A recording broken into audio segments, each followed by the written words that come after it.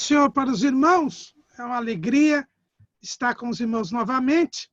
Eu quero até aqui justificar as minhas ausências nas últimas palestras, porque com essa história agora de live, e aqui agora já estamos voltando às atividades, nós tivemos aí 2 semanas com compromisso todos os dias, né? Quando não era remoto, era presencial.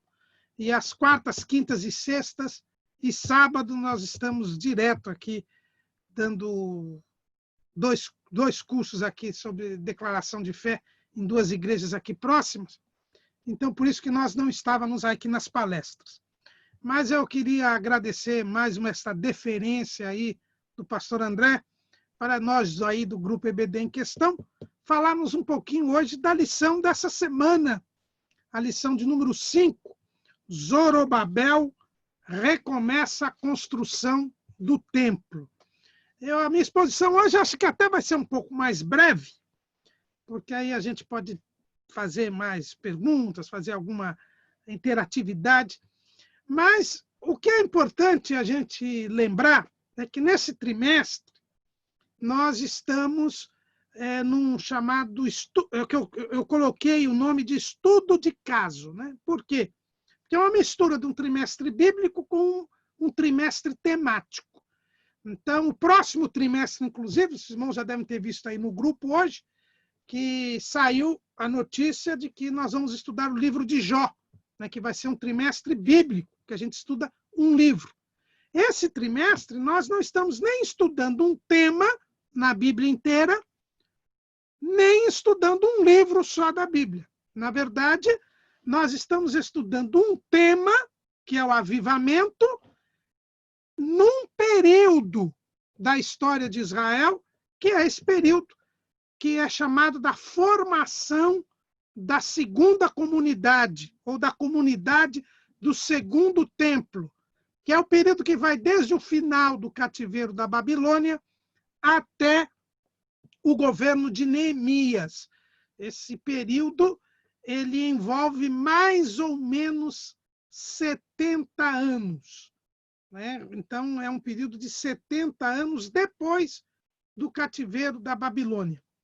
E esse é um período que é estudado, que é mencionado e que abrange os livros de Esdras, de Neemias, de Ageu, de Zacarias e até o finalzinho ali também do livro de Daniel ou do livro de Jeremias, ou o último capítulo ali de 2 Crônicas. Então, são episódios que são narrados em todos esses livros. Essa lição de hoje, inclusive, nós vamos ter que usar o livro de Ageu, o livro de Zacarias, além do livro de Esdras. As últimas lições, a lição de número 3, nós estudamos o capítulo 3 de Esdras. A lição de número 4, nós estudamos o capítulo 4 de Esdras. E hoje, na lição de número 5, nós vamos estudar o capítulo 5 de Esdras. Mas, além do capítulo 5 de Esdras, os irmãos terão também de usar os livros de Ageu e de Zacarias.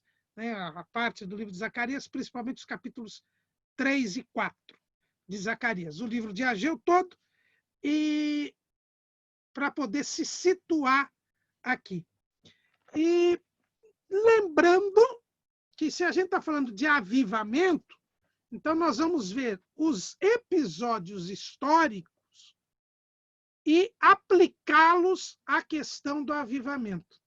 Então, o segredo desse trimestre é esse. Eu acho que toda lição, o irmão deve enfocar os episódios históricos e analisá-los à luz do avivamento.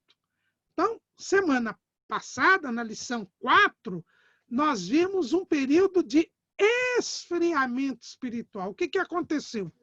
Né? E essa lição de hoje, ela tem que se ligar com a lição passada, que é a continuidade histórica. Na lição passada, nós vimos que os samaritanos eles iniciaram uma oposição ao movimento de reconstrução do templo. E nós vimos o quê? Que eles primeiro quiseram se aproximar dos judeus, para fazer a obra com eles. Na verdade, eles não iriam fazer a obra, eles iriam atrapalhar, mas eles trouxeram um discurso simpático, como Zorobabel e Jesua ou Josué. E aí, quando eu falar Josué ou Jesua, é a mesma pessoa. Jesua é como está o nome nos livros de Esdras e Neemias. Josué é como está nos livros de Ageu e Zacarias. Eles estavam crentes nessa época, né? Nós vamos ver que hoje não é bem a situação deles, não vai ser bem essa. Eles afastaram a pretensão dos samaritanos. Aí os samaritanos usaram a outra arma, que foi o enfraquecimento. Né? O texto diz que eles debilitavam as mãos do povo de Judá, eles começaram a enfraquecer o povo, a desanimar o povo, e também começaram a inquietar o povo. Então, eles usaram a arma da debilitação ou enfraquecimento e a arma da inquietação. Como eles não estavam ainda tendo esse resultado, eles então foram usar a arma política. Eles ali foram subornar os conselheiros do rei da Pérsia. O rei da Pérsia, a gente vê isso lá no livro de Esdras, o rei da Pérsia ele era assessorado por 7 conselheiros. E a Bíblia não diz nem quem, nem quantos foram os conselheiros que foram aí subornados pelos samaritanos. Mas, durante o reinado de Ciro, eles não tiveram sucesso. Ciro, diz Flávio Joséfo, estava muito impressionado com as profecias de Isaías que lhe tinham sido mostradas e que falavam, inclusive, do nome dele 200 anos antes de ele nascer. E ele, que tinha autorizado os judeus a voltarem, não se deixou influenciar por esses conselheiros subornados. Mas o Ciro morreu. E quando o Ciro morre, quem assume é Cambises. E Cambises, que é chamado em Esdras de Assuero. Né? Então, aqui a gente também tem que tomar cuidado com a cronologia e com os nomes. Né? Lá em Esdras 4 e 6, fala em Assuero, que não é o mesmo Assuero do livro de Esther. Assuero, na verdade, é um título do rei da Pérsia, assim como Faraó é título do rei do Egito. Então, quando fala sobre o reinado de Assuero, está falando como a Bíblia fala sobre o reinado de Faraó. Quando a Bíblia fala Faraó, você não sabe qual Faraó. Aqui também, Assuero, você não sabe qual Assuero. Na verdade, esse Assuero é Cambises. A história mostra que o filho de Ciro, que assumiu o reinado, se chamava Cambises, e ele reinou 6 anos. Aqui também existe um problema, porque na revista, nosso comentarista fala em 15 anos que demorou, que foi o embargo. Na verdade, esses 15 anos estão sendo contados desde a ordem de Ciro até a inauguração. Na verdade, o embargo durou 7 anos, que são 6 anos do reinado de Cambises, 1 ano do reinado dos magos, que Cambises foi assassinado e houve um golpe de Estado ali, e os magos tomaram o poder na Pérsia, chefiados por um cidadão chamado Esmerdes. E os nobres da Pérsia se reorganizaram, derrotaram os magos e aí colocaram no trono Dario, que era meio parente de Ciro e de Cambises, e que passou a ser o novo rei da Pérsia.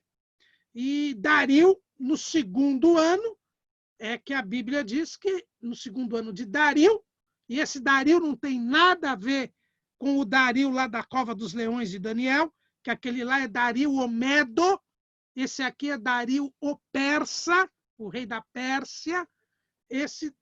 As obras começaram novamente no 2º ano de Dario. É o que você vê lá em Esdras 4 e 24. E depois é que vai ser inaugurado o templo, né, o templo vai ser inaugurado no 6º ano do reinado de Dario, né, que é 4 anos depois, então. Então, na verdade, o embargo aí durou 7 anos. Os 15 anos que são mencionados na revista pelo comentarista são os anos contados desde a ordem até o reinício das obras. Então, a gente não ter confusão aí. Cambises era um novo rei, era desvinculado àquela profecia e àquela impressão de Ciro.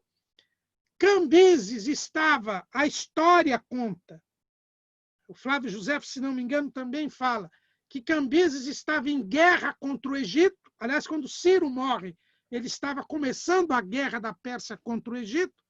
Aí Cambises estava ali no domínio, e quando ele recebe a notícia mentirosa dos samaritanos de que eles estavam reconstruindo a cidade, os judeus, para se rebelarem, a última coisa que Cambises queria era uma rebelião justo, bem próximo de onde ele estava guerreando. E ele, então, é convencido pelos seus conselheiros, que estavam subornados pelos samaritanos, para mandar parar a obra, para investigar o que estava acontecendo. E aí nós temos a terceira arma, né, a quarta arma usada pelos samaritanos, que foi a arma da política, das instâncias políticas. E eles, então, conseguiram a ordem e, imediatamente, com violência e com força de braço, foram até Jerusalém e pararam a obra.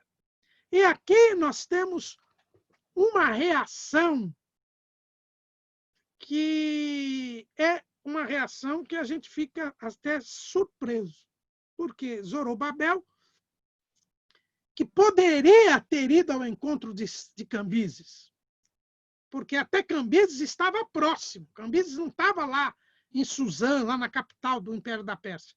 Não, ele estava em guerra aqui contra o Egito. Então era próximo. Ele estava próximo. Zorobabel poderia ter ido conversar com ele.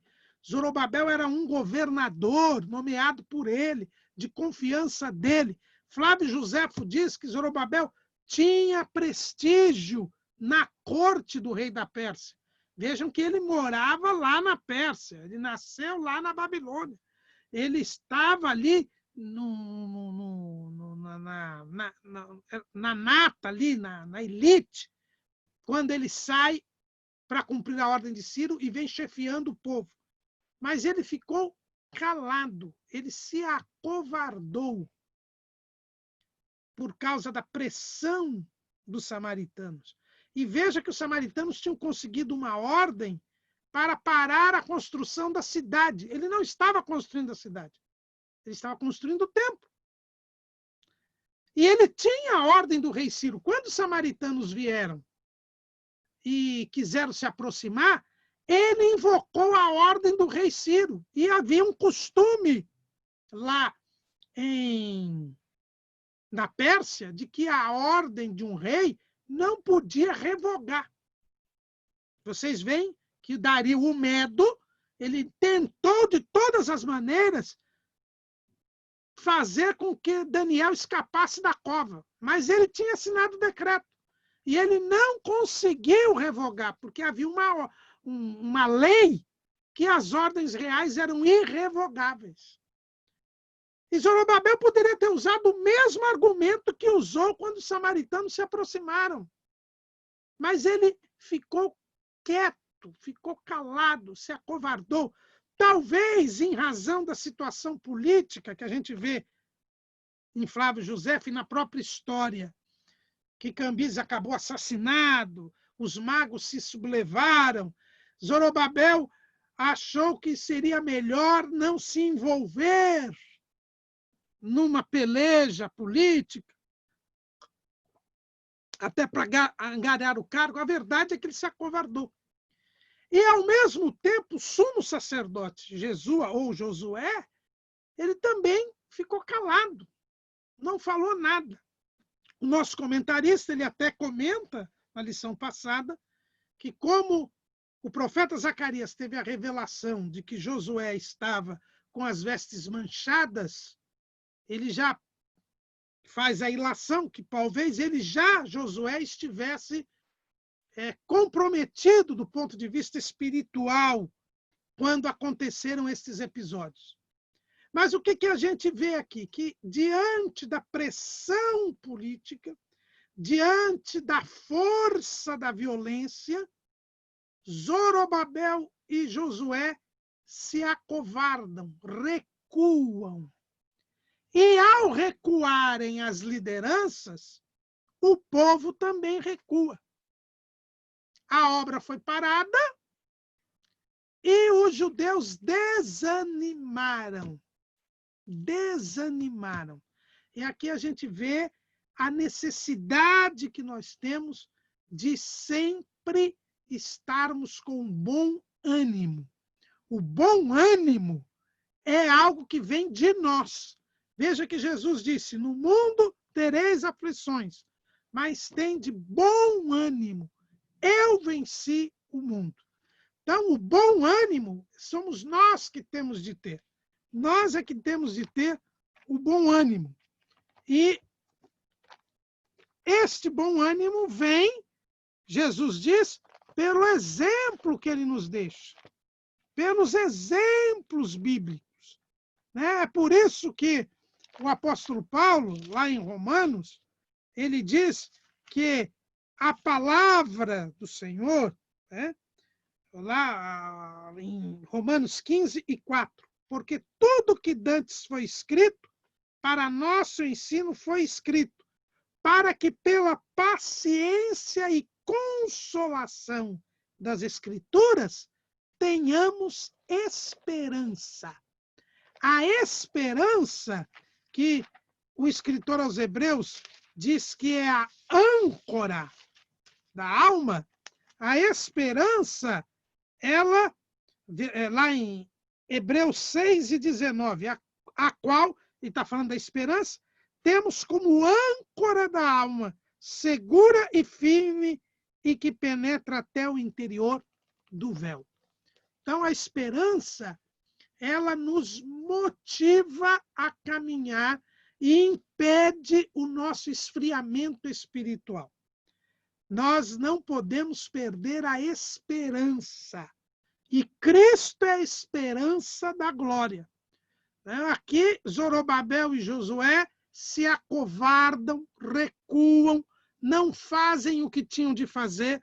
Josué deveria clamar a Deus, fazer sacrifícios a Deus, assim como Samuel fez com o povo, e animou o povo a que o povo fosse guerrear contra os filisteus.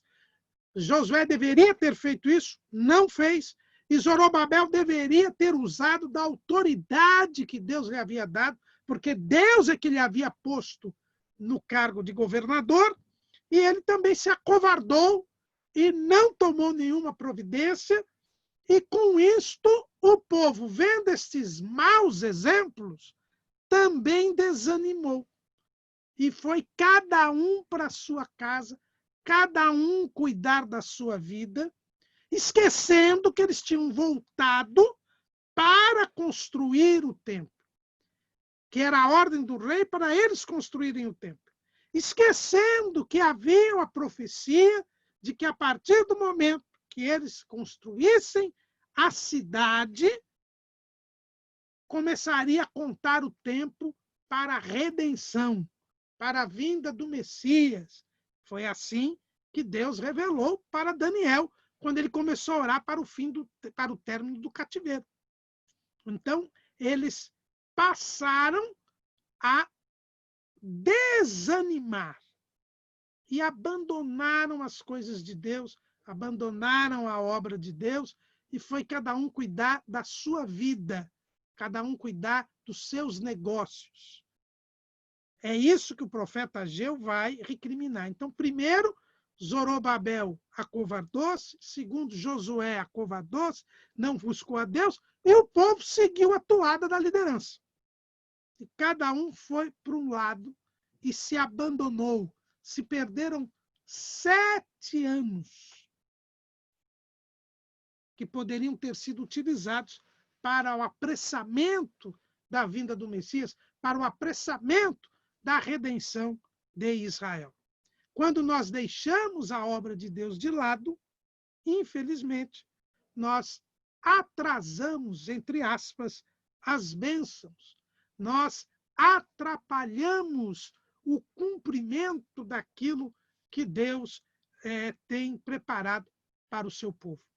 E aí, do capítulo 4, versículo 24 de Esdras até o capítulo 5, nós temos aí 7 anos de marasmo, 7 anos em que não se faz a obra de Deus. Mas Deus não estava inerte. Aqui é interessante e a gente vê algo que, inclusive, não está na Bíblia. Flávio Joséfo, ele nos conta, quem tem o livro do Flávio Joséfo, lá no livro Antiguidades Judaicas, lá no livro 11º, no capítulo 4, no livro 11º do capítulo 4 do Antiguidades Judaicas, que está dentro da história dos Hebreus. Eu não vou dizer a página aqui, porque eu sou antigo, eu tenho ainda aquela versão da história dos Hebreus em 3 volumes. Na minha, é no primeiro volume, página 235, mas quem tem um volume só, a paginação é diferente. Mas é no livro 11º, no capítulo 4. Flávio Joséfo, ele diz que quando Dario é colocado como rei da Pérsia, ele convoca os governadores para um banquete, para celebrar a sua entronização. E aqui a gente já vê Deus trabalhando. Então Deus começa trabalhando como? Colocando Dario no reino. E Flávio Joséfo diz que Dario tinha grande amizade com Zorobabel, desde os tempos que ele era apenas general de Ciro. Eles deveriam ter crescido juntos lá na corte do rei da Pérsia, ou em Babilônia, né? E Dario, então, tinha grande amizade com Zorobabel, e quando ele é colocado no trono, ele convoca todos os sátrapas, todos os governadores, para um banquete, para celebrar a sua subida ao trono. E aí Zorobabel foi obrigado a ir para Suzã, para a capital da Pérsia. Ele que estava medroso, covarde, ele é obrigado a ir. Então, isso não está na Bíblia, mas a gente vê a mão de Deus aí. Porque Zorobabel vai se encontrar com Dario. Por livre e espontânea vontade, ele não iria. Mas ele foi por livre e espontânea pressão. Ele tinha que ir. O rei tinha acabado de vencer um golpe de Estado, então ele era obrigado a ir, porque se ele não fosse, ele poderia ser considerado como um traidor, como alguém que estava do partido contrário, e ele então vai. E lá nesse banquete, depois os irmãos leem toda a história, ele acaba tendo um destaque, que foi feito um enigma, e Zorobabel ele conseguiu decifrar o enigma, deu a melhor resposta, e Dario, então, lhe pediu, né, lhe deu como prêmio que ele fizesse qualquer pedido. E aí, então, Zorobabel, ele pede autorização para reconstruir o templo e também para construir a cidade. É assim que Flávio Joséfo diz. E Zorobabel, então, já volta com a autorização do rei. Mas quando ele volta, aí Deus começa a trabalhar com o povo e com ele e com o sumo sacerdote. Então, veja, Deus trabalhou levando Zorobabel para que ele obtivesse a simpatia do rei, o que já lhe deu um encorajamento, mas também já vincula o rei, porque ali havia a turma do contra dos conselheiros.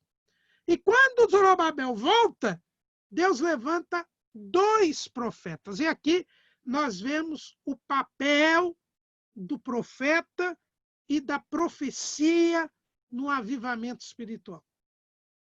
Até agora, desde o término do cativeiro da Babilônia, e nós já estamos aí numa questão de 15 anos, depois do término do cativeiro da Babilônia, Deus não tinha levantado nenhum profeta. Parece que profeta era coisa só do período do primeiro templo e do cativeiro. Deus não tinha levantado nenhum profeta. Agora, na falta de um, Deus vai levantar 2.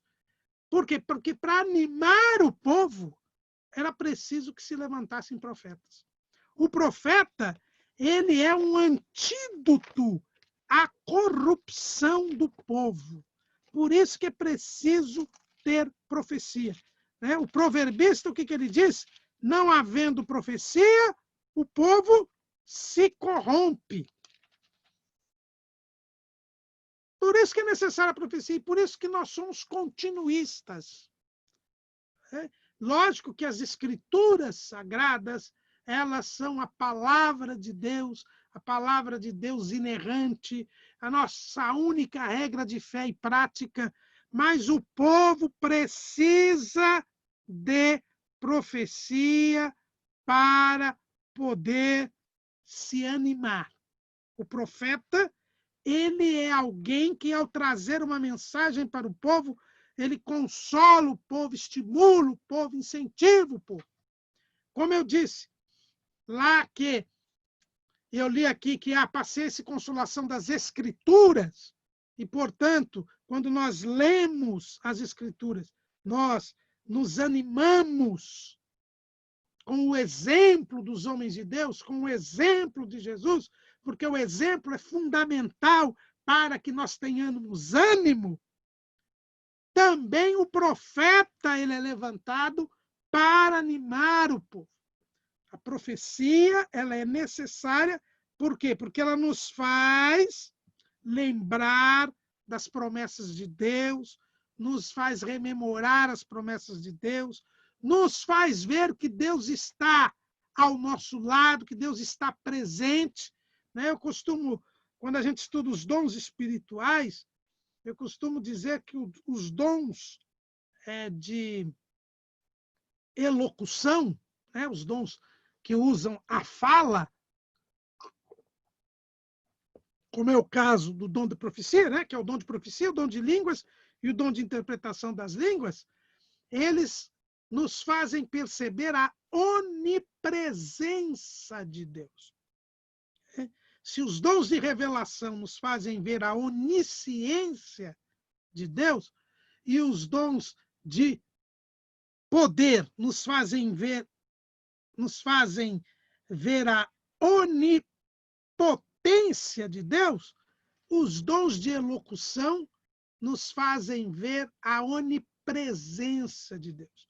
Deus, quando ele traz as suas mensagens, ele nos faz sentir a sua presença, nos faz perceber que ele está ao nosso lado, portanto, ele é o nosso consolador, e isso nos anima, isso nos estimula, nos incentiva a podermos prosseguir a jornada, e é aí que nós temos a esperança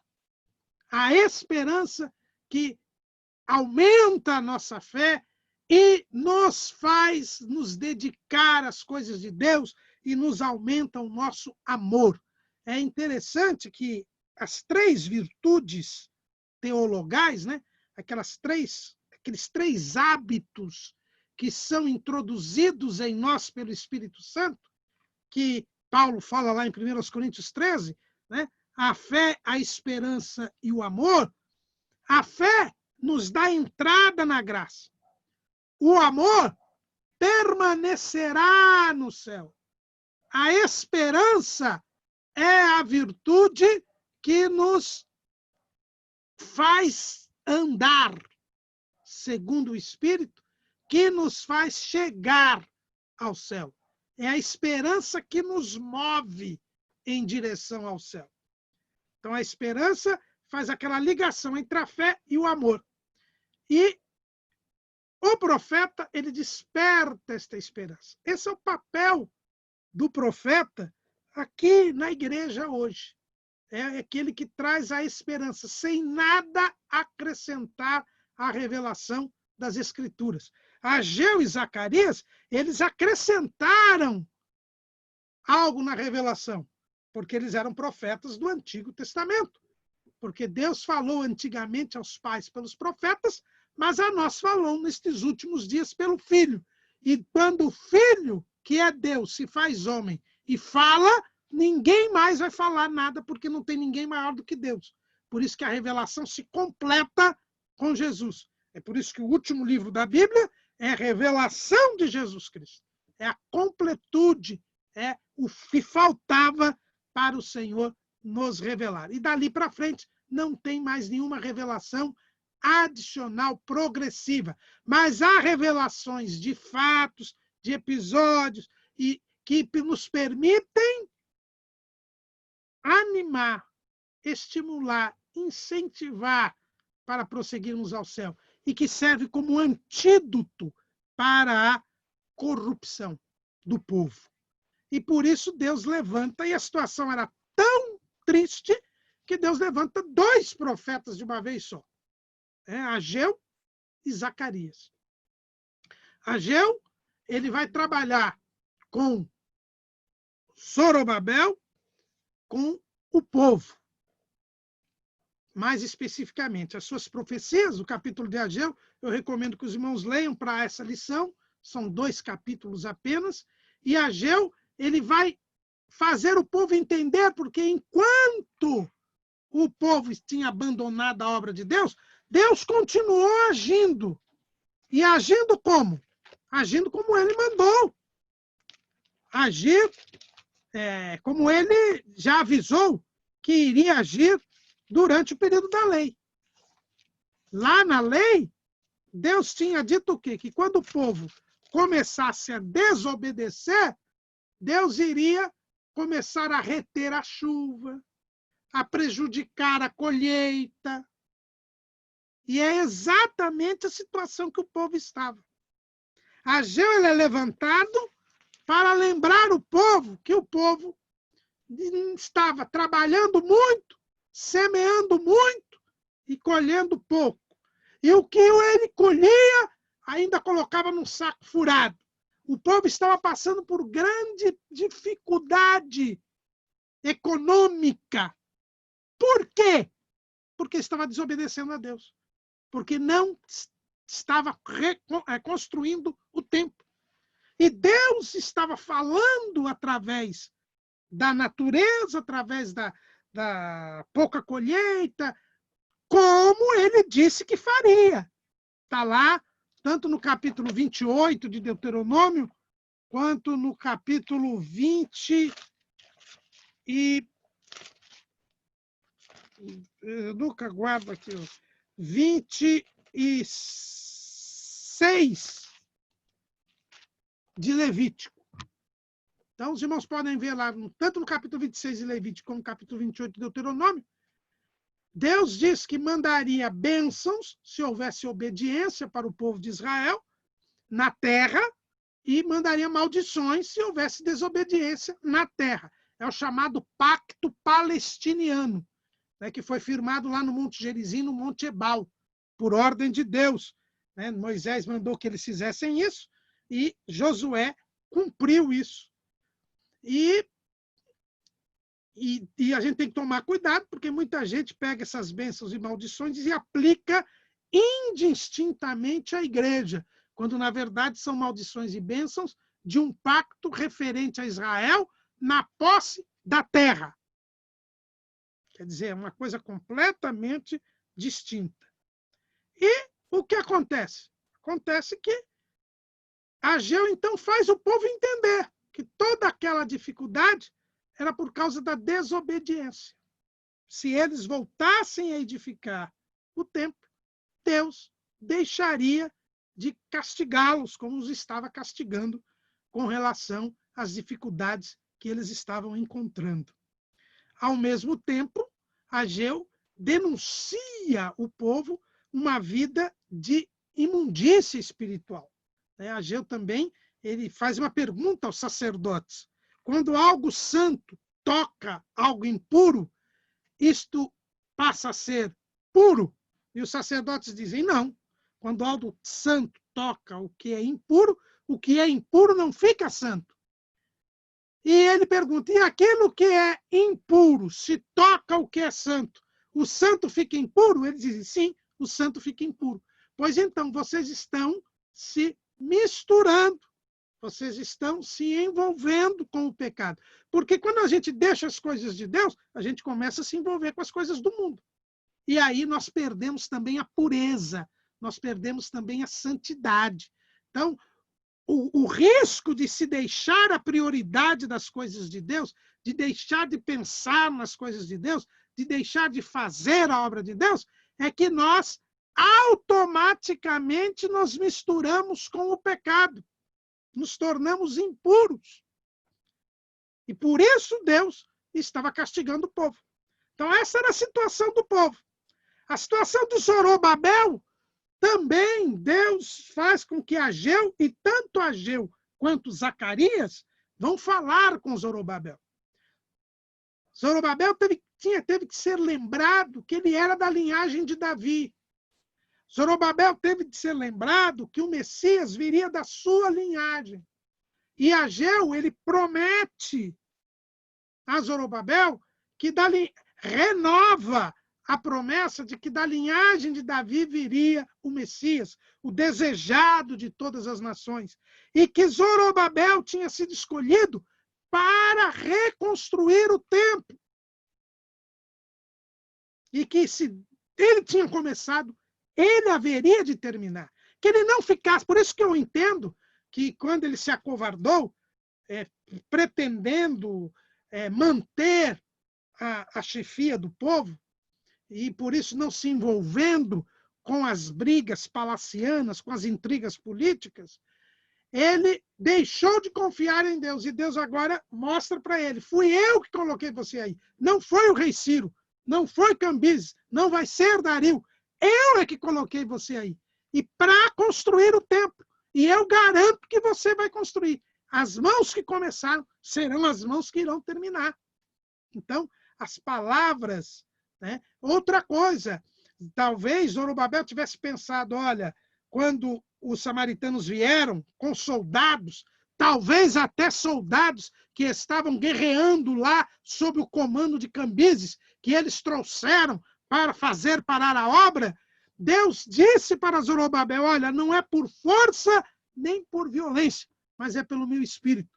Quando Zacarias viu aquela visão lá das duas oliveiras e do azeite, e ele mostra para Zorobabel que as dificuldades que ele estava vendo não seriam dificuldades. Né? Os montes de Zacarias, lá no capítulo 4, ele diz que quem és tu, ó monte grande? Diante de Zorobabel serás uma campina. E aqui nós temos uma grande promessa. Quando nós estamos fazendo a vontade de Deus, não tema perder a posição que você está, não tema fazer o que Deus está mandando fazer. Por quê? Porque aquele monte grande se transforma numa campina. Né? E o monte nos faz lembrar o quê? Nos faz lembrar o problema. Problema é aquilo que está na frente da nossa vista, na frente do nosso olho. Nós não temos que olhar para o problema, nós temos que olhar para Deus. Como diz o salmista, eleva os meus olhos para os montes. De onde vem o socorro? Não vem dos montes. O meu socorro vem do Senhor, que fez o céu e a terra. Então, aqui, Zorobabel, ele é confrontado com esta palavra. Deus garante que ele é o escolhido de Deus e que, portanto, nada poderia impedi-lo de fazer esta obra. Então, aqui você vê Ageu e Zacarias trabalhando com Zorobabel. E Zacarias vai trabalhar com Josué, ou Jesua. Né? No capítulo 3 de Zacarias, o profeta ele tem uma visão em que Jesua está com as vestes sujas e o diabo o está acusando. E o que Deus faz? Ele revela ao profeta, mas o profeta vê que Deus manda tirar as vestes do sumo sacerdote e trocar por outras vestes. E, logo em seguida, o profeta também tem uma visão com duas coroas na cabeça de Josué. Ele manda, inclusive, fazer duas coroas que ele viu e colocar na cabeça de Josué, dizendo que ele era o renovo. O nome dele era Renovo. Está lá no capítulo 6 de Zacarias. Então, Deus, ele perdoa Josué e ainda coloca em Josué uma coroa. Lembrando que o sumo sacerdote ele tinha aquela coroa da santidade. Então, ele garante a Josué a santidade. Ele renova, ele garante a renovação espiritual. Isso são preciosas lições para nós. O profeta, ele traz esta mensagem de consolação, de perdão, de renovação. O profeta, ele denuncia o pecado, mas ele também traz a mensagem de salvação, ele também traz a mensagem de renovação, e não há como nós termos um avivamento se não houver ânimo, se não houver santificação, se não houver dedicação. É preciso que nós nos disponhamos a retomar aquilo que nós paramos de fazer, mas para retomar o que nós paramos de fazer, nós temos que retornar à obediência, retornar à santidade, retornar à renovação espiritual. É assim que nós temos de fazer. Então, tanto Zorobabel retomou a obra, quanto Josué retomou as suas funções sacerdotais, o povo também retornou à obra, e Deus, então, prometeu bênção material, reverter aquela situação de dificuldade econômico-financeira, e também prometeu autoridade espiritual a Josué e fortalecimento político a Zorobabel. Tanto que, quando se recomeça a obra, os samaritanos voltam lá de novo. Vejam que a ordem de Cambises, que não podia ser revogada, continuava. Mas Zorobabel agora tinha coragem. E ele diz, não, nós estamos aqui porque o rei Ciro mandou construir o templo. E nós estamos construindo o templo. Aí os adversários vão até o rei Dario, fazem nova acusação. E o rei Dario manda procurar a ordem do rei Ciro. E acham lá, num palácio, lá no arquivo morto, eles acham o decreto do rei Ciro. E Dario, então, dá a ordem para que ninguém impedisse a reconstrução, e ela continuou. Os irmãos vejam que as circunstâncias objetivas, as circunstâncias da ordem existente, do povo existente, eram as mesmas de 7 anos antes. Os samaritanos eram os mesmos, eles tinham os mesmos soldados, talvez não tivessem mais os soldados do exército do rei na guerra contra o Egito, porque essa guerra tinha acabado, mas eles tinham soldados. Os judeus não tinham, continuavam não tendo soldados. A ordem do rei Ciro era a mesma, a ordem do rei Cambises era a mesma. Não tinha ainda uma ordem do rei Dario. A situação era exatamente a mesma, objetivamente falando. Agora, subjetivamente falando, era outra. 7 anos antes, o povo estava acovardado, não confiou em Deus e não tinha interesse em fazer a obra de Deus. 7 anos depois, animados pelos profetas, eles passaram a refazer a obra, a dar prioridade, retornaram à obediência, retornaram à esperança, retornaram o ânimo, o desejo de servir a Deus, e por causa disto a obra finalizou.